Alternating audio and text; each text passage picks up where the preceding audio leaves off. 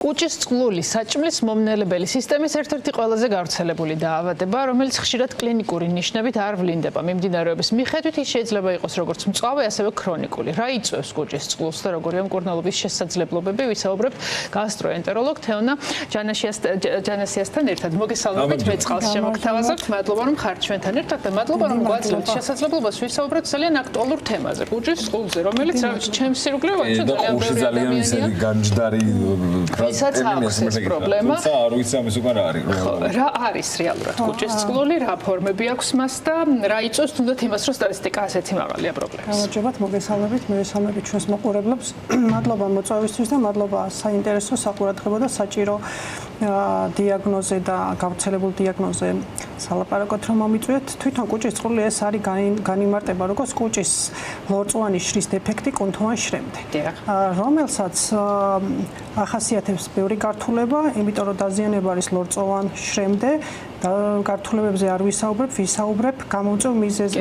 მე ვისაუბრებ რა თქმა უნდა გართულებაზე, მაგრამ ვიტყვი თავიდან გამოწვევ მიზეზზე თუ რა იწვევს ამ კუჭის წყლულს. კუჭის წყლულის ყველაზე მაღალ პროცენტში იწვევს ჰელიკობაქტერ პილორი. თუმცა არსებობს ჰელიკობაქტერის გარეშეც განვითარებული კუჭის წყლული, რომელსაც აქვს ამ ბევრი მიზეზი, არა გასტროენტეროლოგიური, გარკვეული მედიკამენტების მიღება, სტრესი, ემოცია, ჩვენი ცხოვრების რეჟიმი, არანამკურნალები, ეროზიები და გასტრიტები. გასტრიტი ხო საერთოდ ზოგადად ფართო ცნებაა და ხალხში ძალიან გავრცელებულია და არანამკურნალები. პაციენტს რომელსაც თქვა აქვს გასტრიტი, აქვს ეროზია და აქვს რაღაცა გამშვები ფაქტორი მოხდა, სტრესი, კვების დარღვევა, ალკოჰოლის ჭარბად მოხმარება უკვე ხდება პროვოცირება და ჩართვა ტრიგერის ფაქტორის და უკვე ხვდებით წყლულს.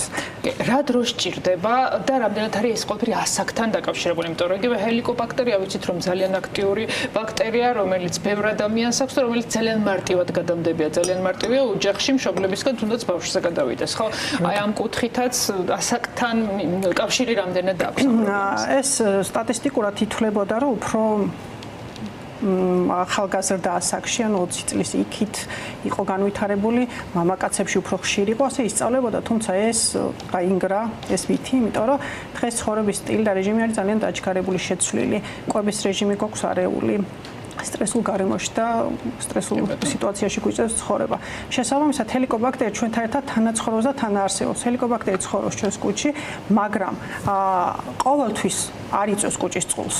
უნდა იყოს გარკვეული ფაქტორები, გენეტიკური წინასწარ-განწყობა, ჩამონათვალი, ზემოთად ჩამონათვალეს რისკ ფაქტორები, რომ განვითარდეს ჰელიკობაქტერია და ზუსტად ამისთვის არსებობთ გასტროენტეროლოგები და ექიმები და ჩემი კოლეგები, რომ გარკვეული სიმპტომების დროს, რომელიც არის საყურადღებო, ხშირი ყოფა ამ სიმპტომებში. და თვითმკურნალობა ძალიან ცნობილი სახელია, კუჭის გამოყუჩებასაც ეძახიან თვითნებურად, ხანგრძლივად მიღება და ასე შემდეგ. ეს არის ყველაფერი, რაც ართულებს ვითარებას. ახსენეთ სიმპტომატიკა, რა არის ეს სიმპტომები, რომელსაც კლინიკური ჩვენები შეიძლება არ ახასიათებდეს სიმპტომატიკასთან რამდენად კავშირშია ეს, რა დიფერენციაცია ამ შორის. აი მაგალითად კუჭის წყლულს ესეთი რაღაცა კლასიკური ჩივილი, რომ აი ეს სიმპტომია და უცბად კუჭის წყლულია, ესეთი სიმპტომი არ ახასიათებს.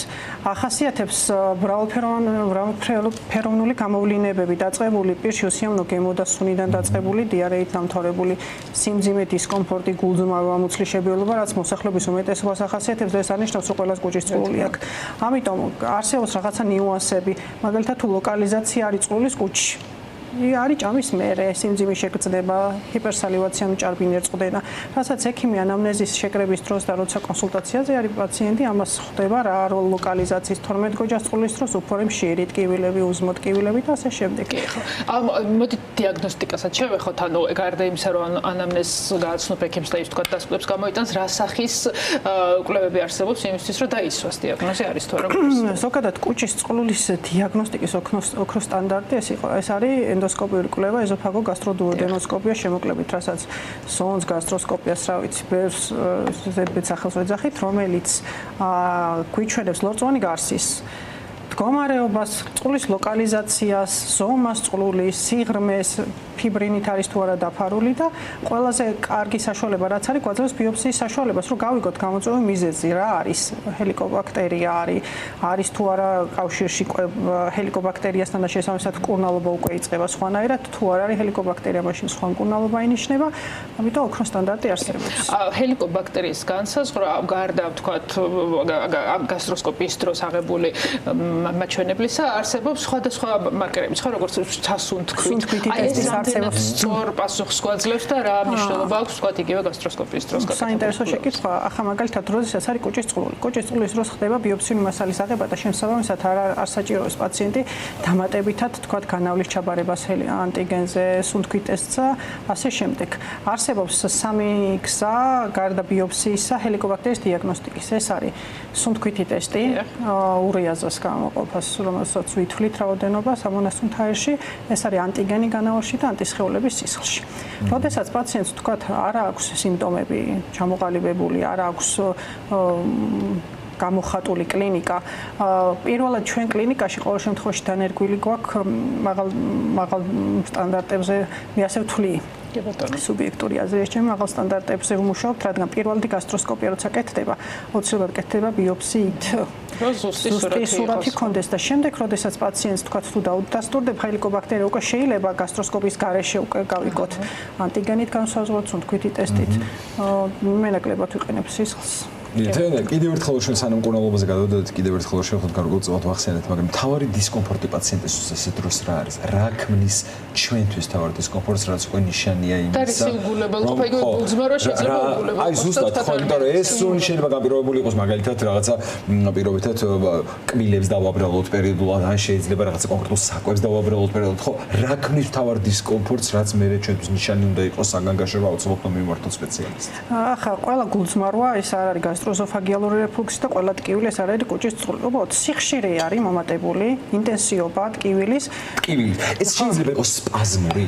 ზოგჯერ კუჭის წყულის სპაზმურის გარდა სიმპტომოდაც მიმდინარეობს პაციენტს საერთოდ არ აქვს სიმპტომები, საერთოდ არ აწუხებს და აღმოჩნდება საშიში მდგომარეობა და სისხლდენის ერთ-ერთი მიზეზი, ანუ უეც არის სისხლდენის ერთ-ერთი გართულება კუჭის წყულის დაუბრუნდები უკან ეს არის კუჭის წყულის სისხლდენა, პერფორაცია და პენეტრაცია, ანუ რახან კუჭის წყული თავი დავახსენე ეს არის ლორწოვანი შრის დეფექტი, კონტუან შემდეგ ხდება კონტუანი შრის დაზიანებაც და პერფორაცია ვითარდება და სისხლდენა, როდესაც არის ის პაციენტმა კუჭის წყულის სიმპტომი არ აქვს, ან გადაფარული აქვს ცნობილი წამლით, ან მიღებული აქვს სიმპტომური საშუალება, ესეც ერთ-ერთი ნიუანსია თვითმკურნალობა. იმიტომ თვითონ ჰელიკობაქტერია მჟავე გარემოში ძალიან კარგად ცხოვრობს და პირიქით რო დავაქვეითებ ამჟამად უფრო უწყობთ ხელს რომ გააგრესიულდა ეს და ეს რა არის საინტერესო ცხოვრობს შვიდად.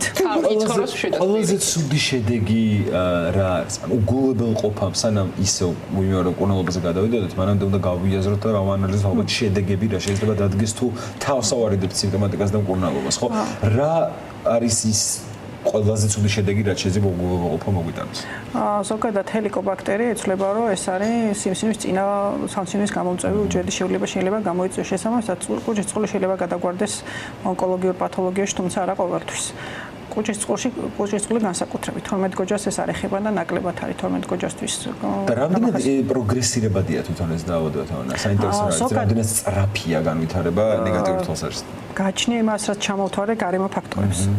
რითაც ვაპროვოცირებთ არსებულ, თქვათ, ბაქტერიას, არსებულ ანთებას, რითი ვაპროვოცირებთ კვებით, სტრესით, მოწევით, ალკოჰოლის მიღებით თუ ასე შემდეგ. მკურნალობა რას თავაზობს ჰოსპიტალში ამ კუთხით და სანამ თქვათ ქირურგიამდე მივალთ, რა გზები არსებობს იმისთვის, რომ პრობლემა ჯარევის გარეშე, ქირურგიის ჯარევის გარეშე გადაიჭრას? პრობლემა, ანუ მკურნალობის გზა არის დამოკიდებული გამომწვევზე. თუ მორფოლოგიური კვლევით გამომინდა, რომ ეს არის ჰელიკობაქტერ პილორი, ინიშნება საერთაშორისოდ მოწოდებული არა მარტო ინდივიდუალურად, რომელიმე ექიმის მიერ მოფიქრებული სქემა ანტიბიოტიკების, ეს არის ორი ანტიბიოტიკი, პირველი ჯგუფის მკურნალობა, ორი ანტიბიოტიკის კუჭის ჭყილებში დამცავით, რასაც ვეძახით დამცავი, არის პროტონლიტუმოს ინჰიბიტორი, მჟავიანობის დამაქვეითებელი. ეს არის ჰელიკობაქტერთან ასოცირებული წყლის მკურნალობა. ხოლო როდესაც ჰელიკობაქტერ პილორი არ არის და არ არის გამოუწვევი, მაშინ არ ჭირდება პაციენტს ანტიბიოტიკის მიღება. ამიტომ სწორ დიაგნოსტიკას და სწორ მიდგომას პაციენტებთან სრულ დიაგნოსტიკას უდიდესი მნიშვნელობა აქვს სწორი მკურნალობისთვის და შესაბამისად სწორი შედეგისთვისაც. კი ბატონო. ხო, ალბათ კიდევ ერთხელ ხაზი გავუსვათ რას ამ ყოველთვის თქვენს რუბრიკაში საუბრობთ ხოლმე გარდა მკურნალობისა პრევენციას. თავიდან არიდების საშუალებებზე რეკომენდაციები. იმიტომ რომ თან როცა კუჭზე ვსაუბრობთ, ალბათ პირველი რაც გახსენდება ეს არის კვება და მე სულ ვამბობ რომ საკვები არის ის რასაც ჩვენივე ხელით ვაძლევთ ჩვენს ორგანიზმს და აქ ყურადღებას ახალგაზრდობაში მგონია რომ ყველაფერი სულ კარგად იქნება. და რამდენად შეიძლება მშობლები ვიყოთ და სად უნდა ვიყოთ მშობლები ყურადღების მოსაკვეთად. ყველაზე მთავარი, ბოდიში გაგაწყვეტეთ, ყველაზე მთავარი არის სწორი კვება. პროფილაქტიკა არის ეს. როდესაც მაგალითად არის გენეტიკაში ვიცი რომ ჩემს მამას მაგალითად დედას აქვს კუჭის წყლული ან ონკოლოგიური დაავადება თქვათ, ასე შემდეგ ეს უკვე რისკია. მე მაწუხებს თუ არა სიმპტომი მაქვს თუ არა გამოვლინება, აუცილებლად უნდა ჩატარდეს სკრინინგულად ეს რომ გამოირიცხოს, იმიტომ რომ პირველი რიგის ნათესავი ეს არის მტარებელი გარკვეული რისკის. ჩვენი რეჟიმი არის სწრაფი კვება, ძალიან სწრაფად ვიკვებებით. ცხელი საკვები. გაზიანი სასმელები, ალკოჰოლის ჭარბად მოხმარება, თამბაქო საკმაოდ აზიანებს და სიმპტომების უგულებელყოფა. შესაბამისად, ექიმთან სწორი ვიზიტი, დროულად ვიზიტი და არ უგულებელყოფა გარკვეული სიმპტომების, იმიტომ რომ ჩვენი კლინიკა უზრუნველყოფილია იმით, რომ პაციენტი გასტროენტეროლოგიური მიმართულებით და ენდოსკოპიური მიმართულებით სრული სპექტრი გვაქვს. შესაბამისად, სწორი დიაგნოსტიკის, სწორი მკურნალობის და სწორი გამოსავლის ყველანაირი შესაძლებლობა არსებობს. თავარი არის განწყობა გქონდეს, რომ ჯანმრთელობა შევინარჩუნოთ და მიხედოთ ჩვენს და რა სიხშირით ამ კუთხითაც სხვა დაავადებებზე გავცემთ ხოლმე რეკომენდაციებს, რომ რა სიხშირით ვიაროთ ამ კვლევებზე იმისთვის, რომ გამოვრიცხოთ გართულებული შედეგი, ვთქვათ, რამდენ ხანში ერთხელ არის რეკომენდებული. გააჩნია ანამნეზიდან გამომდინარე. თუ პაციენტი მაგალითად გასტროსკოპიულად არ არის დიაგნოსტირებული, არც წყლული, არც ეროზია და უბრალოდ გენეტიკურად წინასწარ განწყობილი იყო ის, რომ ვთქვათ, მამას ჰქონდა წყლული ან ასე შემდეგ დაინტერესებს. წელიწადნახევარში ერთხელ, შემდეგ 3 წელიწადში ერთხელ ან ყოველ თვე და ყოველ 3 თვეში ერთხელ თუ საპროფილაქტიკოდ არ ან გასტროსკოპიულ კვლევას არ იკეთებს. ამისთვის არსებობს დამატებითი კვლევები, დამატებითი ლაბორატორიული მონაცემები და ასე შემდეგ.